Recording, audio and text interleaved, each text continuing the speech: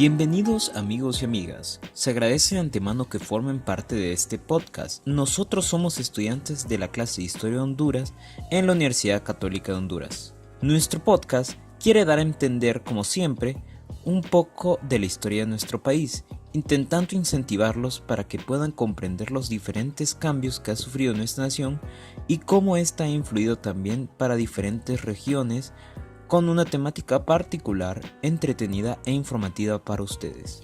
Para el tema del día de hoy, nos enfocaremos en hablar sobre el conservadurismo al reformismo militar.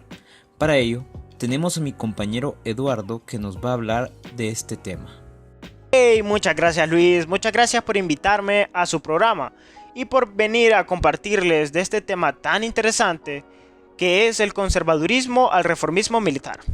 Mira Luis, en la etapa del conservadurismo, nuestro país tuvo una gran influencia por el Partido Nacional sobre los gobiernos militares, además del poder económico de esa época, del que ellos aprovechaban y violaban los derechos de los trabajadores que eran vistos como obreros explotados en sus fuerzas laborales. El periodo reformista del que se hace protagonista el gran Oswaldo López Arellano, actor político más influyente por casi 20 años y que tomaría posesión en el año de 1965 de nuestro país.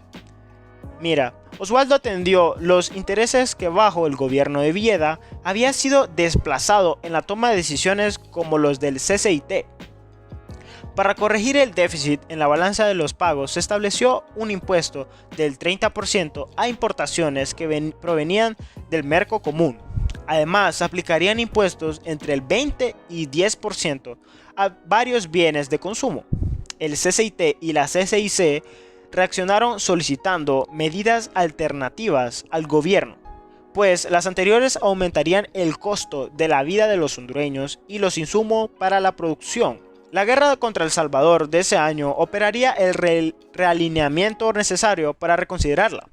Aunque internacionalmente es reconocida como la famosa Guerra del Fútbol, las causas reales de la misma se encuentran en el desequilibrio comercial que dentro del mercado común afectaba a Honduras y beneficiaba a El Salvador por su mayor desarrollo relativo.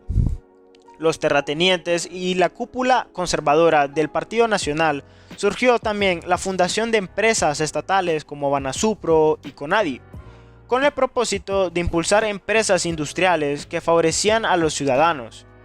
En 1972, la Asociación de Campesinos de Honduras envió al presidente Cruz un planteamiento de 19 puntos en el cual se exigía una inmediata definición de la política agraria por el gobierno. Establecían un plazo de 8 días a partir del 30 de noviembre para que el presidente se pronunciara. La circunstancia fue aprovechada por las Fuerzas Armadas para realizar un nuevo golpe de Estado el 4 de diciembre. El reformismo, esta vez por un gobierno militar, entraba de nuevo en la agenda gubernamental. Muy interesante. Ahora, compañero Eduardo, según todo lo que me has dicho y partiendo de los acontecimientos de la historia pasada, te haré dos preguntas. ¿Qué importancia tuvo el planteamiento de la nación del COEP y la CTH de 1970 y por qué se considera traicionado con el Pacto de la Unidad Nacional? ¿Qué relación podemos encontrar con la realidad actual de nuestro país? Muy interesante, Luis, muy interesante tus preguntas. Mira, te responderé la primera. El planteamiento a la nación del COEP y el CTH tuvo una gran relevancia.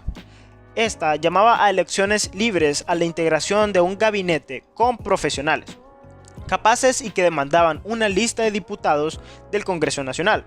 En 1970, Oswaldo López suscribió el planteamiento. Los dos partidos lo aceptaron, excepto eso de presentar un candidato único a la presidencia.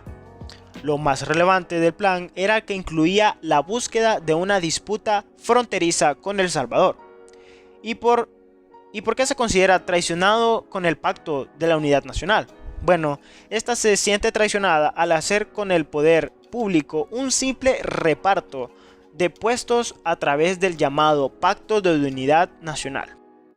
Y para responderte la segunda pregunta, la relación que podemos encontrar con ese planteamiento y cómo fue traicionado es que ahora cualquiera puede llegar al poder, a postularse como candidato de X partido y de X puesto. Podemos ver ese caso de ya hace unos años atrás. Esas personas las podemos identificar como personas dudosas, sin un planteamiento político bien estructurado y lo suficientemente conciso para superar las expectativas y lograr sus promesas. Personas que no dan la seguridad, no dan la talla, personas sin experiencia en la política y personas con un pasado corrupto. Muchas gracias, Eduardo, por esa gran respuesta y toda la información que recibimos de tu parte. Esto ha sido todo por el día de hoy, pero esperamos que esta información les haya sido de mucha ayuda y puedan reflexionarla. Los esperamos para nuestro próximo podcast. Esto es Historia de Honduras.